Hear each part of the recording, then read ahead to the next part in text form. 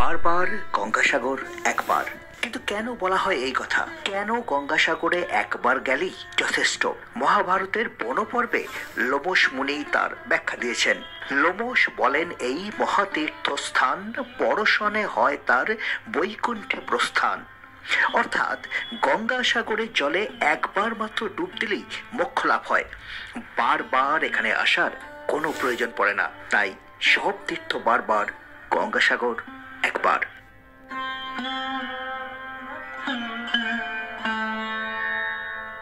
তো চলুন শুরু করি আমাদের গঙ্গাসাগর ভ্রমণ।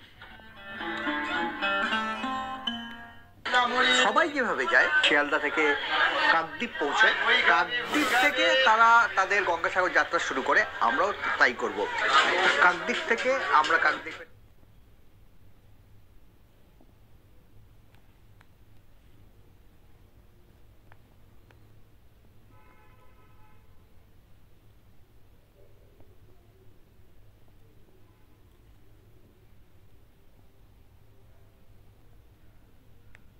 বেরোলাম। ওই সামনে হচ্ছে টোটো স্ট্যান্ড, ফেরিঘাটে যাওয়ার জন্য।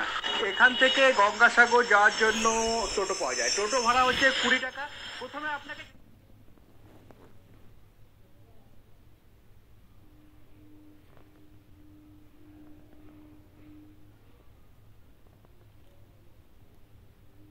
NH-117, তো সেই জায়গাটার নাম হচ্ছে বামুন মোড়। আমি হেঁটেও যেতে পারতাম, হেঁটে গেলে মিনিট 2 লাগে। আমি একটা টোটো করে নিলাম যাতে তাড়াতাড়ি হয়, কারণ ইকবালদা অলরেডি গাড়ি নিয়ে ওই মোড়ে দাঁড়িয়ে আছে। ইকবালদা, কি খবর? একদম একদম। এখানে ভেসেলে কিন্তু নির্দিষ্ট সময় আছে। আমরা এই যে লট নম্বর 8 বা হাডুট পয়েন্ট যেটাকে বলে, সেখানে আমরা 11টা 15 ভেসেলটা ধরবো। এই 11টা 15 যে ভেসেল, তার পরের ভেসেল হচ্ছে আরো 1 ঘন্টা পরে, 12টা 15। এই নতুন রাস্তার মোড় থেকে আমরা বাঁ দিকে বেঁকে যাবো।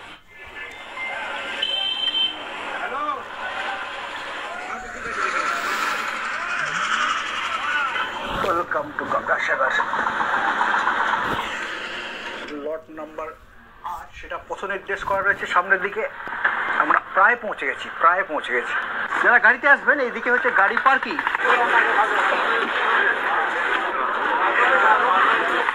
আর এইদিকে হচ্ছে ওয়েলকাম টু গঙ্গাসাগর লেখা বোর্ড। সামনে পুণ্যার্থীরা চলেছেন, ভেসেলঘাট দেখা যাচ্ছে।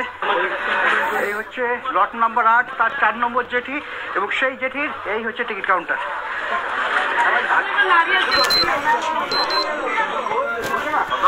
লঞ্চ 11টা 15 এবং সেটা টাইমেই চলছে।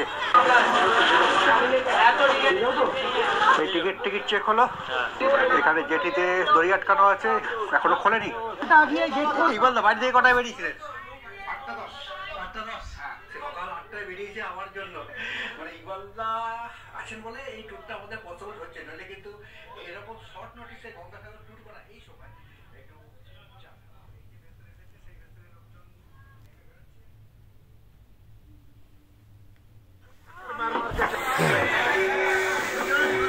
মানে এত ভিড় হয়েছে যে মোবাইলটা বার করে টাইম দেখবো সেটাও পাচ্ছি না। এই লঞ্চ ভর্তি হয়ে গেল, ওখানে গেট কিন্তু আটকে দিয়েছে। এই লট নম্বর 8 ছাড়লো। ইকবালদার আমি আলাদা হয়ে গেছি, ছাড়াছাড়ি হয়ে গেছে। যারা বসার জায়গা পেয়েছে, বাকি সবাই কিন্তু দাঁড়িয়ে। তবে এখন জোয়ার চলছে, পরপর ভেসেল রয়েছে। এই ভেসেলের পরে আরেকটা ভেসেলও আসছে। মোটামুটি ভেসেলের টাইম হচ্ছে 1 ঘন্টা পরপর।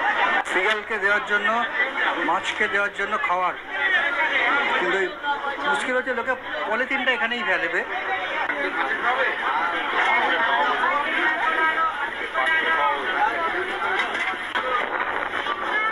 এই ভেসেলটা করে লরি, গাড়ি, সমস্ত কিছু লোডেড লরি পেরিয়ে যাচ্ছে। মানে কলকাতা থেকে যে লরি গঙ্গাসাগরে আসে, তারা এই কাকদ্বীপ পর্যন্ত আসে, তারপরে এই ভেসেলে করে সেই লরিগুলোকে পার করা হয়। এই হাই টেনশন লাইন যাচ্ছে ইলেকট্রিক কানেকশন সাগরদ্বীপে এভাবে নিয়ে যাওয়া হয়েছে। এই টাওয়ারগুলো ধরে সোজা লঞ্চ আমাদের চলতে থাকবে। আমাদের ভেসেল ছেড়েছে 11টা 15। আমরা কিন্তু বসার জায়গা 5 ঘন্টা এখনো লাগবে।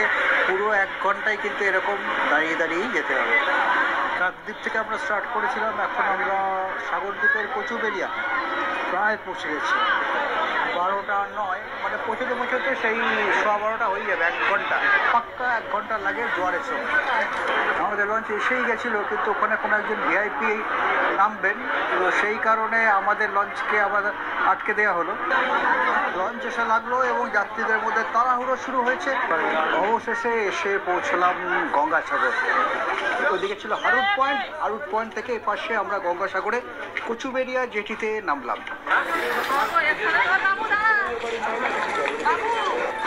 সামনে 14 তারিখে মেলা, অলরেডি বাঁশ দিয়ে ব্যারিকেড করে ফেলেছে। এখনই প্রচুর লোকের ভিড়। মিলন তীর্থ গঙ্গাসাগর 2024। গঙ্গাসাগর জেটি ঘাট, এখানে নামলেন, নেমে এই যে রাস্তা দেখতে পাচ্ছেন, একটুখানি এগিয়ে গেলেই হচ্ছে বাস স্ট্যান্ড। গঙ্গাসাগর যে সাগর দ্বীপ, সেই দ্বীপটা বিরাট বড়, প্রায় 32 কিলোমিটার চওড়া। আমরা দ্বীপের উত্তর প্রান্তে রয়েছি, সাগরমণির আশ্রম যেটা একেবারে দ্বীপের দক্ষিণ প্রান্তে সাগরের কাছে। তো সেখানে যেতে হলে এখান থেকে বাস স্ট্যান্ড আছে, সামনে বাস স্ট্যান্ড থেকে বাস করতে হবে। এখান থেকে এরকম আমরা একটা ভ্যান করে নিলাম, 10 টাকা ভ্যান ভাড়া দিয়ে আমরা এখন চলেছি বাস স্ট্যান্ড। বছরের অন্য সময় এই কচুবেড়িয়া যে জেটির সামনে কিন্তু আপনার গাড়ি চলে আসবে। গঙ্গাসাগর মেলার সময় কিন্তু গাড়িকে এখানে অ্যালাউ করে না।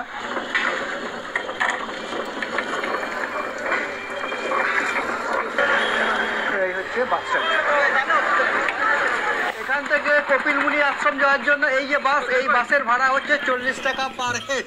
এছাড়া এখানে আছে অটো, সেটা 50 টাকা করে পার হেড, রিজার্ভ করলে 400 টাকা। আমরা যাব গাড়িতে, আমাদের গাড়ি এই কচুবেড়িয়া বাস স্ট্যান্ডে ওখানে পার্ক করা আছে। সাগরদ্বীপের একবারে প্রায় উত্তরে হচ্ছে কচুবেড়িয়া, আর একেবারে দক্ষিণে হচ্ছে কপিলমুনির আশ্রম। বোর্ডে দেখাচ্ছে 30 কিলোমিটার রাস্তা কপিলমুনির আশ্রম। উত্তর থেকে দক্ষিণে সাগরদ্বীপ প্রায় 32 কিলোমিটার বিস্তৃত। তো একেবারে উত্তরে মাথায় রয়েছে কচুবেড়িয়া জেটি, আর একেবারে দক্ষিণে সাগরের কাছে হচ্ছে কপিলমুনির আশ্রম।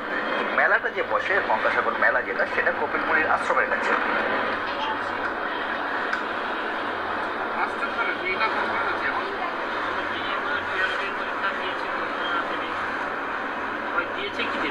এই যে রাস্তাটা, এই রাস্তাটাই হচ্ছে সাগরে যাওয়ার প্রধান রাস্তা। কিন্তু গঙ্গাসাগরের সময় এই রাস্তা দিয়ে কিন্তু এই যে এখন টোটো চলছে, ভ্যান চলছে, ছোট গাড়ি চলছে, এই রাস্তা দিয়ে তখন কিন্তু বাস ছাড়া আর সরকারি গাড়ি ছাড়া আর কোনো কিচ্ছু চলবে না। সাগরদ্বীপ একটা আইল্যান্ড, সেই আইল্যান্ডে পৌঁছতে হলে আপনাকে নদী পেরোতেই হয়। এই নদী পেরোনোর দুটো জায়গা, একটা জায়গা হচ্ছে আমরা যেখান দিয়ে এলাম কাকদ্বীপে, হারুট পয়েন্ট থেকে আমরা জেটি পেরিয়ে এলাম কচুবেড়িয়া, এটা একটা উপায়। আর একটা উপায় হচ্ছে নামখানা থেকে লঞ্চে বেনুবনে আসা, সেই দিক দিয়েও কিন্তু আপনি নদী পেরিয়ে আসতে পারেন। বেনুবনটা কিন্তু সাগরের অনেক দক্ষিণ দিকে, এই দিকে হচ্ছে বেনুবন যাওয়ার রাস্তা, বেনুবনের ঘাট। আমার নিজের একটা খারাপ লাগে, বললাম দাদা আমি রাখবো না,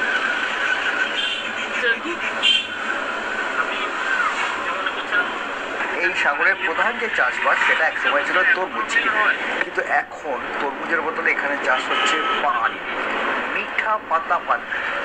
সেই মিঠা পাতা পান আরব দেশে এক্সপোর্ট হয়।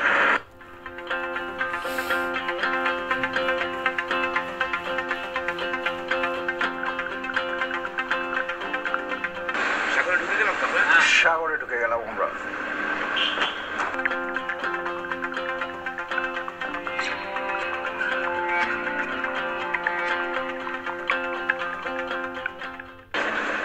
যেসব অটো টোটো এখন যেগুলো মন্দিরের কাছে রয়েছে, সেগুলো কিন্তু মেলার সময় কিচ্ছু থাকবে না।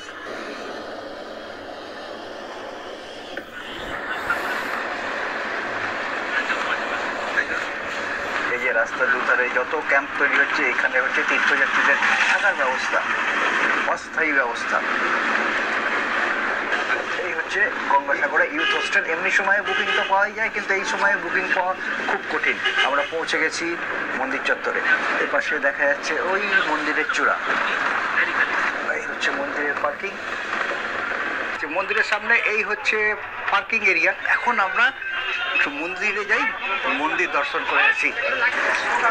এই হচ্ছে গঙ্গাসাগরের ফুড কোর্ট। এই যে লক্ষ্মী প্যাঁচার স্কাল্পচার করা রয়েছে। এখান থেকে দেখেই বুঝতে পারবেন এটা হচ্ছে ফুড কোর্ট। উল্টো দিকে এই হচ্ছে মন্দির প্রাঙ্গণ। কপিল মুনির যে মন্দির, সেই মন্দির প্রাঙ্গণে আমরা পৌঁছে গেছি। এই হচ্ছে মন্দির, আর এই মন্দিরে পুজো দেওয়ার জন্য বিশাল লম্বা লাইন, ডালা হাতে পুণ্যার্থীদের লম্বা লাইন। এই যে গঙ্গাসাগরে কপিলমুনির আশ্রম, এই কপিলমুনির আশ্রম থেকে এই যে রাস্তা, এই রাস্তা সোজা চলে যাচ্ছে কিন্তু গঙ্গার দিকে। মানে গঙ্গায় স্নান করে ভোরবেলায় মকর সংক্রান্তির দিন সবাই গঙ্গায় স্নান করে এখানে যখন ব্যারিকেড হয়ে যায়, এই রাস্তা দিয়ে এসে এই মন্দিরে গিয়ে তারা পুজো দেন। এই মন্দিরের ঠিক পাশেই এই গঙ্গাসাগর ব্লক ডেভেলপমেন্ট অথরিটির এখানে রেস্টরুম করা আছে। সাধারণ মানুষ থেকে শুরু করে ভিআইপি গঙ্গাসাগরের মেলার সময় প্রচুর লোক আসেন এখানে পুজো দিতে পুণ্য অর্জনের জন্য। ওইদিকে সমুদ্র, সমুদ্র থেকে এপাশে এই হচ্ছে ডালার দোকান। এখান থেকে ডালা নেবেন, ডালা নিয়ে এই দিকে সোজা গিয়ে এই হচ্ছে লাইন, এই মন্দিরের ভেতরে গিয়ে পুজো দেওয়া। পুজো দিয়ে এই হচ্ছে এক্সিট, মন্দির থেকে বেরোনোর রাস্তা। বেরোনোর রাস্তার পরে এই পাশে হচ্ছে নাগা সাধুদের আখড়া।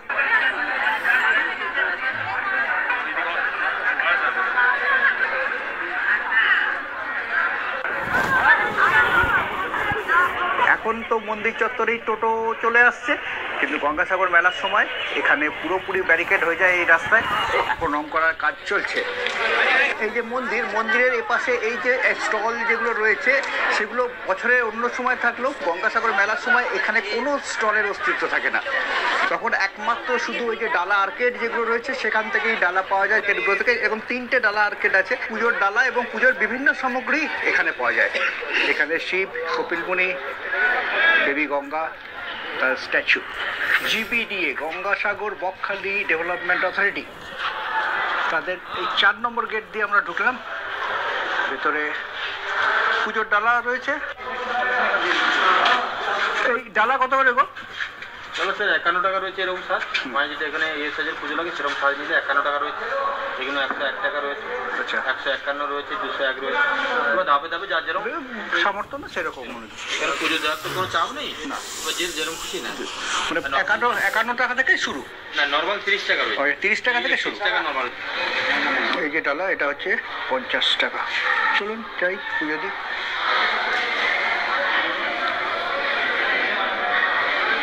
মন্দিরের এই গেট দিয়ে হচ্ছে পুজোর ডালা নিয়ে ভেতরে জুতো খুলে প্রবেশ করবেন।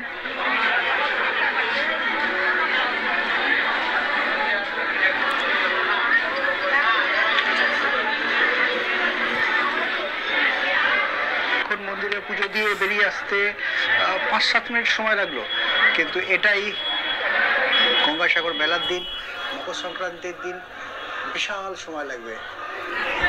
ওই গেট দিয়ে ঢুকলাম, এই গেট দিয়ে বেরোনো। এখানে অনেকে ধূপও জ্বালাচ্ছেন।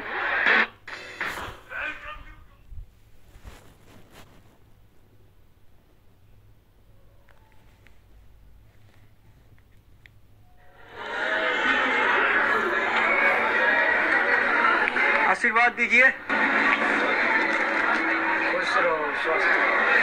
बड़ा वाला नोट चढ़ाए, चढ़ा देगा। আমরা নাগা সাধুর আশীর্বাদও পেয়ে গেলাম। মন্দিরে পুজো দেবার পরে এই নাগা সাধুদের প্রণাম করে এই রাস্তায় বেরোতে হয়। মানে যে সাধু যত বেশি পরাক্রমশালী তার আস্তানা মন্দিরের তত কাছে। এই যে এখানে যে স্ট্যাচুগুলো রয়েছে, এপাশে এই যে স্ট্যাচুটা, এটা হচ্ছে সগর রাজা। এটা তো শিব ঠাকুর, মা গঙ্গা, ভগীরথ গঙ্গাকে নিয়ে আসছেন, আর ইনি হচ্ছেন কপিলমুনি। গঙ্গাসাগরের যে পৌরাণিক কাহিনী, এখানে এই 5 জন ক্যারেক্টার কিন্তু অঙ্গাঙ্গিভাবে জড়িত। মহাপরাক্রমশালী সগর রাজা অশ্বমেধ যজ্ঞ শুরু করলেন। 100 যজ্ঞ শেষে যজ্ঞের অশ্বকে বলি দিয়ে তিনি হবেন দেবরাজ ইন্দ্রর থেকেও অধিক শক্তিশালী। ভয় পেয়ে ইন্দ্র তখন যজ্ঞ ভণ্ডুল করার জন্য যজ্ঞের অশ্বকে চুরি করে কপিল মুনির আশ্রমে লুকিয়ে রাখলেন। এদিকে সাগর রাজা তার 60,000 ছেলেকে পাঠালেন ঘোড়ার খোঁজে। তারা কপিল মুনির আশ্রমে ঘোড়াটাকে দেখতে পেয়ে কপিল মুনিকে ঘোড়াচোর বলে গালাগালি দিল।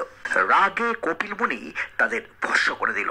এরপর সাগর রাজার নাতি অংশুমানের স্তবে কপিল মুনি সন্তুষ্ট হয়ে বলেন, গঙ্গা জলের স্পর্শে এই 60,000 রাজকুমারের মুক্তি হবে।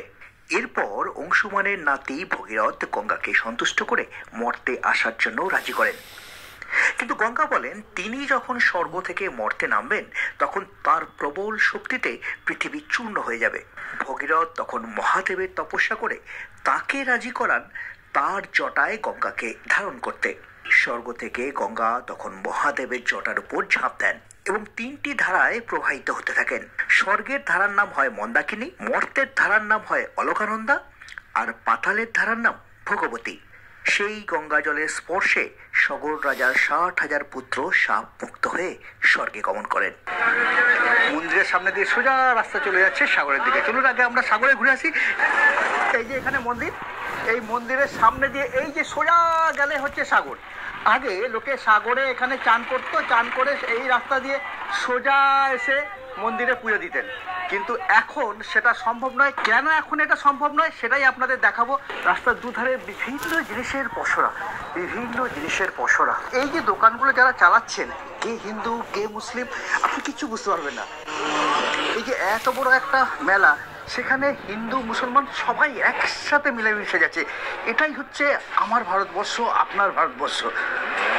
এখানে ধর্মে ধর্মে কোনো রকম ভেদাভেদ নেই। এই যে গেট, এই গেটের পরে এই হচ্ছে সাগর। তো বছর 2 আগেও এই সামনে থেকে এখানে সোজা চান করা যেত। এখানে বিচটা ছিল, কিন্তু এই মুহূর্তে এখানে বিচের কোনো অস্তিত্ব নেই। এখানে সার্চলাইট বসছে, ওয়াচ টাওয়ার তৈরি হচ্ছে, সামনেই দেখা যাচ্ছে মন্দিরের চূড়া। এই যে জায়গাগুলো, এই জায়গাগুলো কিন্তু আগে এখানে চান করা যেত, এখানে আগে ক্যাম্প হতো, কিন্তু সেটা এখন দেখতেই পাচ্ছেন কি অবস্থা হয়েছে। হিমাংশুদা এখানে কত বছর ভলেন্টিয়ার সার্ভিস করেছেন এই মেলাতে? আমি 2000 সাল থেকেই সার্ভিস দিচ্ছি, মানে প্রায় 20 বছর হয়ে গেল। হ্যাঁ। আগে তো লোকে এইখানে এই যে এই জায়গাটায় চান করতে পারতো, ঘুরে বেড়াতে পারতো।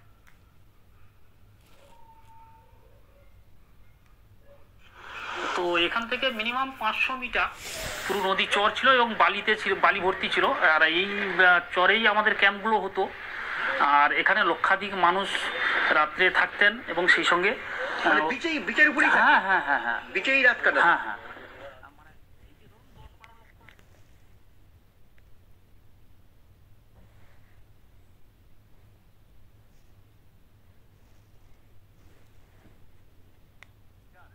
এই ধরনের মেলা মানে তার পেছনে কতজন কত রকম ভাবে কত কি কাজ করে চলেছে সেটাই দেখার। প্রচুর মানুষ, প্রচুর পুণ্যার্থী গঙ্গাসাগরে চান করছেন।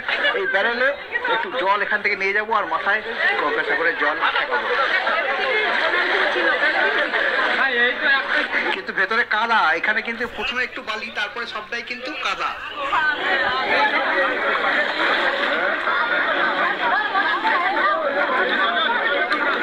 জল নিয়ে ফিরে এলাম।